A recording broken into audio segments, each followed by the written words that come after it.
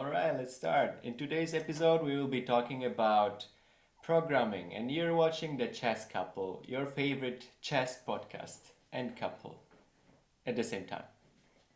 Yes. Hi. So, my dear wife, tell me about your affiliation with programming because, as I know, you are doing competitive programming for many years and also you were a professional programmer. So, I want to get more familiar with the branch of IT and just tell me what is your experience with programming so far? Okay. Of course, I can talk about programming because that's what I do and that's what I learned so far in my life in terms of my studies. So, I am a competitive programmer. I've been doing it for since 2015. So, many people start even earlier, like some people starts during their high school, but I started from my uni. So basically, I studied computer science in my bachelor's, first cycle degree, and then on the way of learning it, we had to go through lots of courses that includes programmings um, and data structures, algorithms, and everything. So I got to know about these things for the first time, and it got me really interested. And I saw many of my classmates were struggling and they were always complaining about it, but I never felt like it's a matter of complaining. I rather found it really interesting, and I took it as a way that it's a thing that I can explore more and more because it was challenging, at the same time it was satisfying. So when I was participating in some programming contest and solving some problems and approaching some problem even, and getting to know what is the technique to solve that problems. Okay, for the note, problem is okay. The people who doesn't know about the problem statements, maybe it's kind of complicated because it's kind of some people say it as a question. So okay, I don't want to get into this controversies of whether it's the name is problem or it's a question, but whatever it is, it's a statement that includes some scenarios, and that comes with some specifications about some numbers. There are some constraints, there are some uh, inconvenience, it's shown in that description, and you have to, with using those constraints, with keeping those constraints in mind, you need to come up with some mathematical or analytical solution that can solve that certain problems or certain scenarios. All right, so basically, for our audience who are not really familiar with IT, like me, and are really like dummies in terms of this world of IT, computers, and stuff, like what is happening behind the clicks we do on our PC, what is happening behind the task manager when our PC freezes and stuff. So basically, programming is like the way to talk to computer to listen to our commands, to do what we want. And competitive programming, you mentioned that it has some problems that you need to solve, and you are pretty experienced in that. You started in uni, so um, tell us briefly about your biggest success in competitive programming or your personal achievement that you felt like, all right, this is really cool stuff. My biggest achievement will be the one when I started teaching my junior student at my uni. So I was doing really good. I don't know, I was surprisingly good. And of course, I would say it was not for I was naturally good. I would rather say that I was liking it. And I was liking it, I was investing more and more time with it. And of course I was enjoying to solve a problem. So when I started and so there was a trainer because we had to participate in programming contest. Contest is like some competition from all uni from the country they come, so it's like intercollegiate programming contest. All right, It's so SBC. you have a contest. So what is the contest about? It's also same thing that I told you that there are some problem and you have to solve it. So contest is like time frame. It's like an okay, in similar word, you could say it's an exam. Not an exam. It's a really bad how to say. It's a competition. Connecting to things, but it's a competition, and you will be given with. So in a standard set of problem, there will be 10 plus problem, like 10, 11, sometimes 12, and each problem has a description as usual, a constraint and stuff, and you have to solve it. And for every solution, you will be accepted. Either way, you will be accepted. It will be wrong answer, or it will be runtime error. Sometimes it will be time limit exceed. So this kind of problem. So only accepted is the thing that you should be reached to the acceptance. So when you are accepted, and the most and in the shortest time, the team participating all the teams among them, the shortest time and the most problem solving team will be the champion and the runner up, and the list goes on like this. So this is a team contest. Basically, every time there are team contest. 3 of the students will be in a team, and they will be solving a problem, and also there will be one coach who will be instructing. But yeah, that's the way. And when I was doing good in contest, I literally my trainer, they talked to me and they were like, can you maybe start get to know our new students from first year of the uni, so that they can get involved and they can get interested. So yeah, that was my biggest achievement, I would say. All right. So we have teams, we have the set of problems. So what is exciting about it? Why so many people are striving to do some like math, some list of constraints, and put some information in the computer program to work the way they want? Why is it so rewarding? Why is it so cool for someone who doesn't know how it feels to get the accept at the end of solving a really complex problem? So first of all, it's a feeling of that you can that was a really bad move. Yeah, that was not a really computer scientist Yeah. kind of move. It wasn't. I didn't calculate. All right, but sometimes when you are even when you are doing programming, you have some kind of brute force technique, right? Yeah. Mm-hmm. So you kind of work it out, right? You don't follow like the rules, you make the rules, right? Am I right? Yeah, brute force is like you're solving it with your hands, like manually. You're taking if else, and other kind of simulation. This kind of. Katsim, it's your turn. Yeah, you were asking some question. What was the question? I forgot. Yeah, I was asking what is exciting about this thing that so many people are trying to do as best as they can, and they are getting addicted. They really spend a lot of time programming, and especially focusing on the not development but rather the computer like competitive programming. What is so attractive about it? Yeah, I can tell you. So first of all, it has lots of personal impact on me, because if I talk about my behavior, it changed a lot after learning programming, because it made me more efficient, and now I think more logically rather. So the thing is that when in real life, if you say that we have a problem, like in real life scenarios, and if you say that, okay, I know the definition of the problem, I know what is the problem. If you know the problem, your solution is half on the way, because if you know the problem exactly, you can know the solution, you can come up with the solution. So same way for me, I can in my personal life, I think I never focus on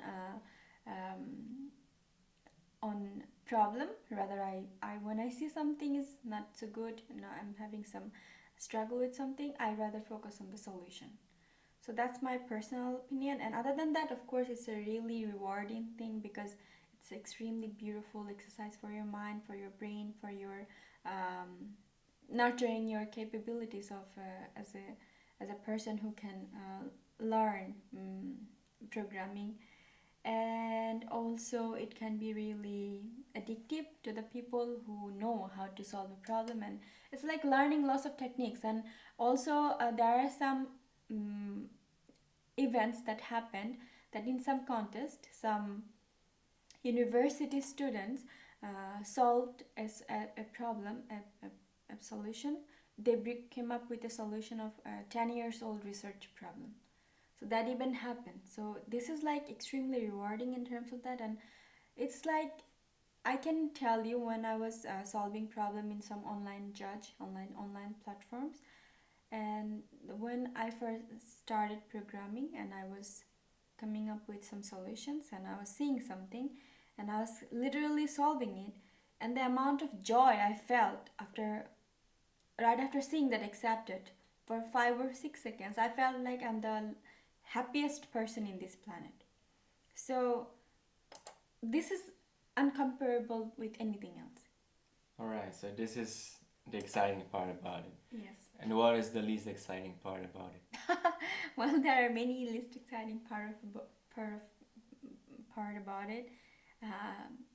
To be more specific, there are lots of things that people give up because it's it it just not hard work. It's also sometimes too much hard work, because it's not about your physical strength or anything. It's mind. You need to keep calm and you need to keep practicing. So it can be really it is rewarding. Of course, it is extremely rewarding. At the same time, it's really exhausting sometimes when you cannot come out with the solution and you're going round and round to come up with a solution, but you cannot just find the solution. So you're stuck and you cannot do anything about it because it's about your brain. So Exactly. sometimes you can have the wrong approach, and no matter how deep you dig into that, you cannot find a solution because your approach is bad, right? Exactly. Or you don't take some constraints into consideration. Not really. Sometimes it just you need to come up with the algorithm that can fit in the constraints and everything. You need to consider everything. All possible details is really important. But the fun fact is that the most of the problem statements are really funny stories. Like you'll see someone is playing with some numbers, someone is playing some weird games, or sometimes the stories are really funny, but the details about those things are really, really important. So it's kind of not so catchy at the first move, but it can be really addictive afterwards once you come up with a real solution of it. All right, that's really good to know. But I'm thinking that competitive programming is kind of having a renaissance right now in this age because it's relatively new. Kind of, can we call it esport? Like it's a competitive programming is an esport. Well, so I think I would say it's more than that, because it has more. It is vast, because esports, like if someone is creating some games, there are some boundaries. Let's say some people like let's say we talk about portals, we talk about Minecraft or something like this. So it was created by someone, it was created by some game developer, so they set a boundary. Yeah, you cannot get further than the map Exactly. is itself. Yeah. Okay, so but competitive programming is also relatively new thing because programming itself started when we started developing computers, right? Mm-hmm. But competitive programming, I think it's um, not older than the year 2000, right? Um, well, this is a matter of clarification.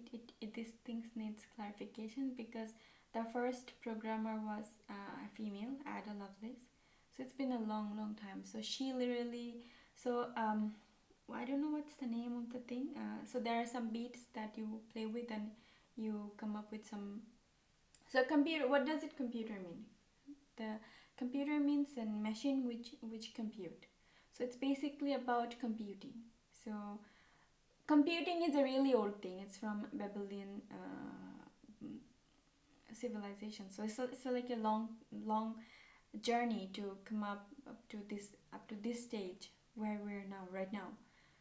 But if you come up with the specific phrase of competitive programming, yeah, this relatively new. But programming itself is really old concept. Yeah, yeah, but I'm talking about the renaissance of competitive programming. Like in this age of the internet and with the growing popularity of programming, I think the focus on the competitive programming is really increasing in latest years. And there are really a lot of competitions, like online competitions, especially, right? Mm-hmm. And basically, there is one competition that is known for the university level, which is IC ICPC. ICPC. Yeah. Mm-hmm. So, did you participate in ICPC? Yeah, that's what I was explaining in the beginning, that intercollegiate programming contest. So that was I was participating. So it comes with regional first in a country, and then after all the country from each country there comes the top people in the world final. So that's ICPC world final. So unfortunately I could not reach to world final, but I participated in um, regional for 3 times, 4 times. So Yeah, three you're or four. pretty experienced for that. Yeah, I can say that. I mean, I had nothing else to do, so I really liked it, and it was amazing. So yeah. So it's a really good introduction to programming itself, right? And many competitive programmers become or already are the really good programmers, like developers, Mhm. software engineers. Mhm. So would you say the skill of competitive programming is helping you become a better developer, or as some even say, it's contrary, like it's even bad for your brain when it comes to pursuing the developer career. Of course not. It's not bad. It's greatest thing you can do. But some people say that they don't like. So of course, what's the? I had a colleague. So he was saying that he was pretty talented guy, but he'd never participated in competitive programming. And his reasoning was, he was telling, so of course it was a matter of discussion, like, oh, why didn't you try it? And he was saying that I didn't like this small output. So basically, what happens when a problem is being solved? Mostly, there are like you're putting some numbers as input, and then you some numbers is coming as output, and sometimes as string or some characters. But so he was saying that I was not fan of this small output, so that's why I never tried to do the competitive programming. And his idea was, I don't know what was his idea, but however it was something. It was something. Some people can have their own perspective of life, right? We cannot change it. And of course, there are something that I personally find is really rewarding, is that if you participate in competitive programming, it will not just make you feel more confident about your field of study, field of career, it will also make you far better and an analytical person in real life too. So what would you say to someone that just heard about competitive programming in this podcast and previously didn't have any idea what it is? What would you say to that person? Should that person start uh, teaching himself the competitive programming art, or is it too difficult for some people, or um, what are the requirements for someone who wants to start? Nowadays it's like really easily accessible to everyone. So if anyone wants to start competitive programming, maybe beginning is always not so easy. Sometimes it can be really rough and tough and bumpy. But if he sticks or she, if they really want to do it, they can do it easily, because there are lots of resources, there are lots of tutorials, there are lots of people who are already involved in this area. You can see many competitive programmer on YouTube even. So if they want to start, they just should start it. And of course, having a really basic ideas about some logic gates, some simulation, like some mathematics, it will be really helpful. Not like the integration, differentiation, really high level of math, but rather really simple math.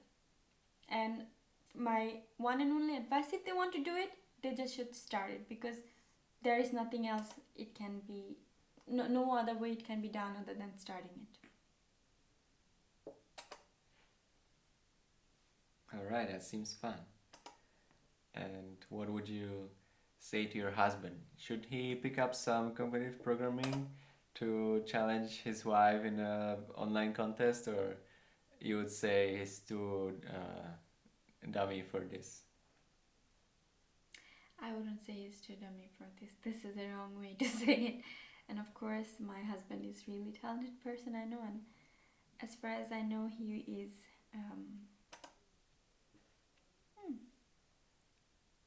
As far as I know, he is already in a good shape, because he's practicing for some time, and I'm the one who is helping him, not helping him, rather trying to give him some shade. And you're doing good, okay? You better be confident about yourself, and the way you progressed, and in a really small amount of time, that was extremely appreciable. That's what I can say. All right, that's some good words to me. I really appreciate that. So what are you trying to do now? I'm trying to see how could you can.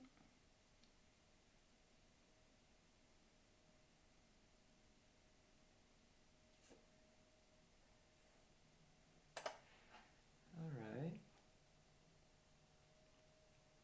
And how do chess relate to competitive programming? Is there any correlation, or is it something like completely different? I would say there are some correlation. There are lots of problems about chess. So, and queen problems, and also some lots of, because this is a simulation. So this thing is not just. So of course, as a chess player, you know that you need to think about one move and you need to think all of it. So same way, it's just a simulation. So of course, what I found is the most attractive thing about it is that chess can be really interesting when you know what is the science behind it. So yeah, I think there are relations, of course. So it's my move, right? Yeah. What to do? So we actually have two different backgrounds when it comes to chess and programming, because I started chess first And then I started programming. And you started programming first, and then you were playing chess. Mm-hmm. So for me, chess is like a really game that is bringing me a lot of passion about calculation. Mm-hmm. And when you get the calculation right, you get reward. Mm-hmm. It's really similar for me to programming in that way. But also it's really different because it's a game. So Mm-hmm. programming is more like art or a skill. But chess is still, even though there are a lot of calculations going on behind the scenes in your brain, you have to calculate to be on a really decent level. But still, it's a game and you have a constraint. But when it comes to programming, you only have in immeasurable amount of possibilities. You can create your own game. You can create even chess. You can create chess engine. You can come up with some idea for business. You can help the world find solution to some problems. You can research about areas that were not possible without programming. So I give you that programming is a more practical skill than sitting on the chessboard for 6 hours for one game. But I think both of them create a lot of joy if you just like them and have fun. So I can tell you one thing in this regard. So there was the how to say this. So there are some sorting algorithms. The sorting algorithms are, so of course, like from the name you can understand that the sort you are given with some data, you need to sort them. Ascending order, descending order, you need to sort them. So basically, how it goes, there are some sorting. So there is a linear search. So linear search is the, let's say you are giving with some, you are giving you are being given with some data like 10 data. You are sorting them. So there are some sorting algorithms that can sort big chunk of data really fast. And similar kind of data, if you wanted to sort them in manual order, it would take millions of years. But now, as you are sorting them with some specific using some specific algorithm, now you can sort them like really easily. So that is really beautiful about it. All right. That's really good.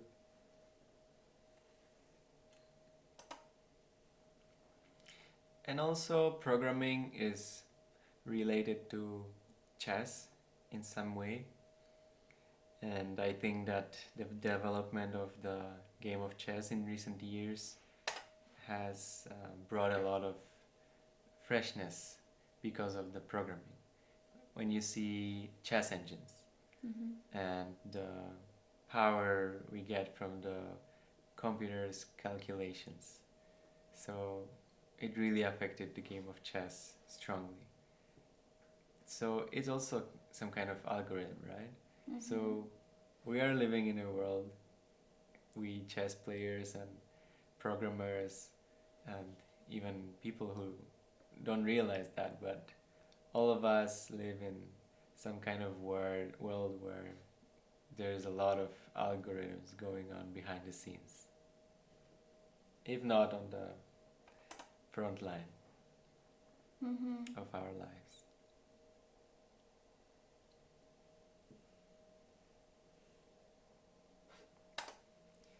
Right, I think it's time to finish the art of this game. But how? Well, do you want to see how? Yeah. This is a beautiful checkmate. Oh, okay. I cannot move here. Oh, okay. But no, baby. Oh, okay. I could do it if I could take it if I had Yeah, but you're on Yeah, I the don't check. have it. Yeah, I want to check. So yeah. So I would say my chess problem in this game got accepted. But look at my time. Oh, I ran out of time.